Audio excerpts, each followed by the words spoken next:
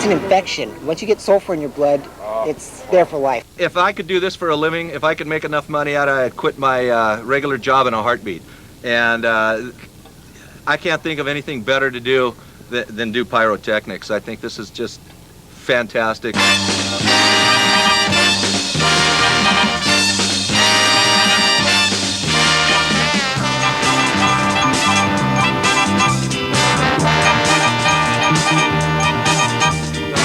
It's the fourth and final day of Winter Blast, and first up is Michael Knight and his attempt to ride his dirt bike through a barrage of landmines, concussion mortars, and gas bombs. It's gonna be fun. It's gonna be neat. I've never done anything along this lines, but I think it's gonna be an adventure.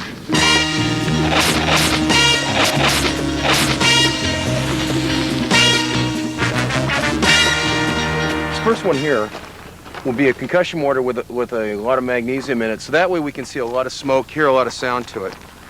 Your second one that we're coming up to, this one will be a gas bag. This is actually the third cue. You'll actually see this is a third shot coming out.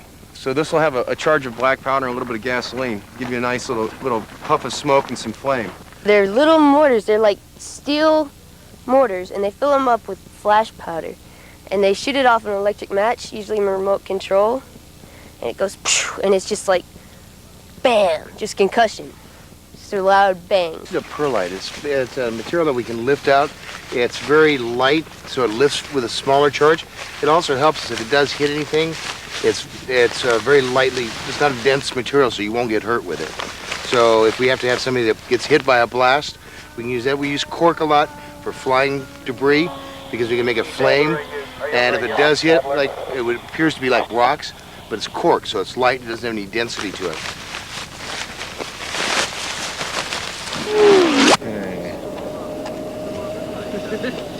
In the hands of the gentleman behind me, I'm 100% sure I'm safe. This one will end up being just a shot of pure flash powder. It sounds like fun. It just sounds like a whole lot of fun. The way these are built also, you notice how they're very heavy diameter steel. So that way everything's kept inside the tube itself and there's no problems with safety for that rider or whoever's coming along. I have broken my neck twice before, once playing and once in serious competition, but I don't think it's going to be a factor. The fourth one will be interesting. This one will actually have a little bit of earth on top of a charge. It'll actually be fired out of this one. And again, the same kind of one as you've seen in the last one. And again, we've camouflaged it and bordered it up. This one we want to see a lot more debris and smoke flying, so we've got going ahead and put two different charges in here. And they'll both be earth charges.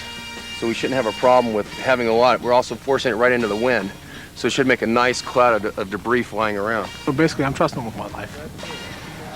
Be warned that last one is going to be a huge concussion mortar. That's going to be a 3-barrel, and that's going to be fully loaded hot. So just make sure that. That's all right. Yeah, I just don't want you falling off the back of your bike when you hit that thing. No. That's going to be a gas bomb off behind you. The most dangerous thing that I worry about is the rider getting hurt. There's two ways he can get hurt. First is if he falls off the motorcycle itself. And the second is if he stops too close to a shell or a shell goes off too close to him. So we try to give him more consideration and try to get the shots behind him so that way if anything does happen, he's well clear before anything hits.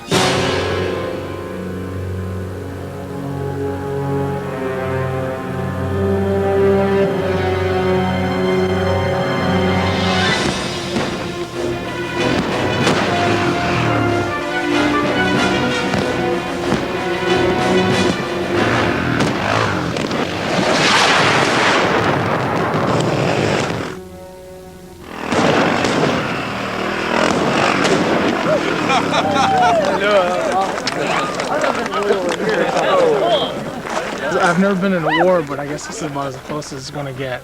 And this is about as much fun as you can have with your pants on.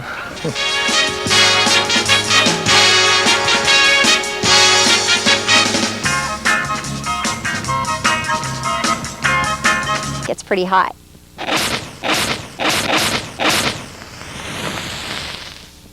My dad was in the circus and the carnival, and he took me in the backyard one day when I was about 10 years old. And when all the other kids are being told, don't play with matches, you know, he's in the backyard with a torch saying, okay, kid, open up. This is your big chance. So. For a long time, I was really afraid of it. My dad always told me, don't ever forget that it's fire. No matter how comfortable you are with it, it's always fire. But there's a great power to controlling the fire, and there's a real feeling of, you know, that you can just control anything. It's really cool. And not everybody does it, so it's a great conversation breaker.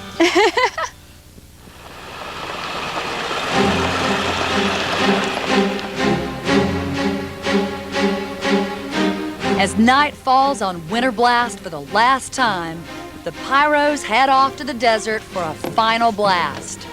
Richard Haas has rigged up 500 pounds of high explosives in a huge mortar tube that has been dug for 12 feet in the desert floor.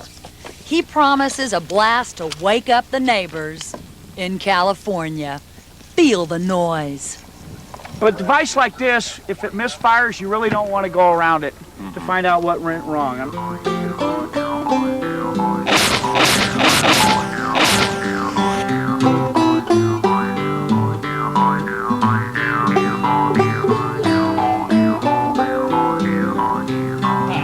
Just a big bomb is basically what it is. 2FA black powder being poured in here. Yeah, that's it. What we want to do is to have the black powder actually push all the product out while it's pushing out, igniting it. That ball is... That's about the size of ours at this point in time.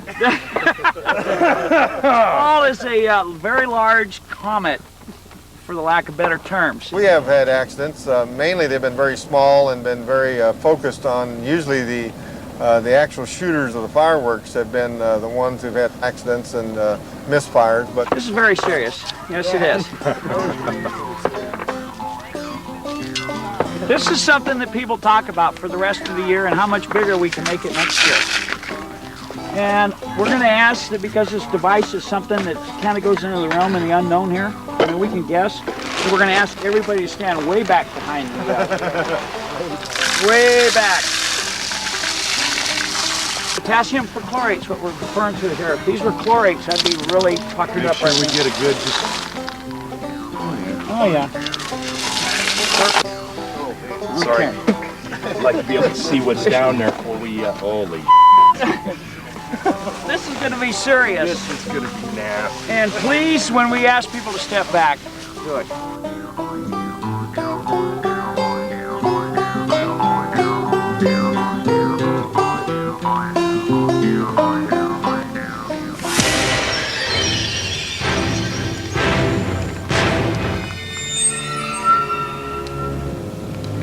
Here we go. 10, 9, 8, 7, 6, 5, 3,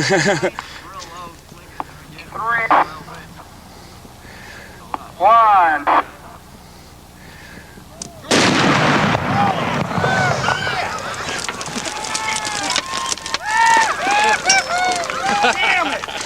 That's the sound of a Thunder King. I know that sound. Sounds a lot like what I have always perceived an atomic bomb going off. You launch a 36-inch shell up in the air, you're sending several hundred pounds of product up.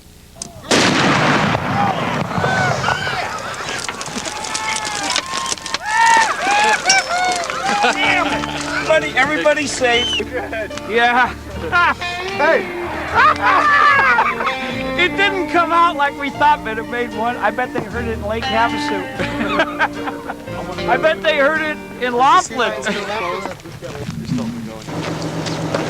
I would say it's the adrenaline rush. When all this is going off around you and you're standing right underneath it, and it's hard to describe. It's just it just rocks you to your soul. You know, a few hundred feet away, the concussion that's coming off of the guns as the shells are launched is just unbelievable. Holy shit! Check it out! Oh, man. You are awesome. You are one awesome dude. You can't listen to any conversation among pyros without somebody saying, and then it went, boom!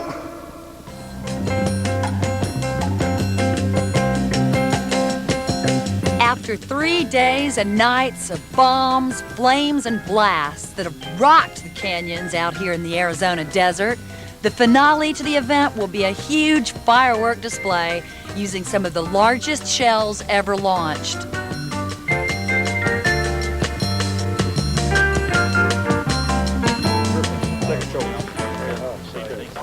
This is going to be a 19-tube mine rack with 3-inch tubes.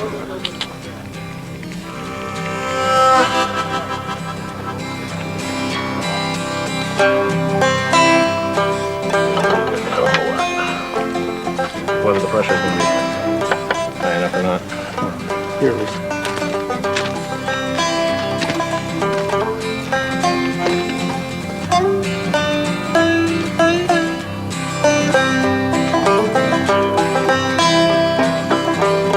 This is clay, and it's got wax and chunked up bits of fired porcelain, and that makes the nozzle down in the bottom. And this is the black powder that's, you know, it's very fluffy and fine. This isn't commercially prepared. It hasn't been milled. It hasn't done all the real processes you'd buy it. So we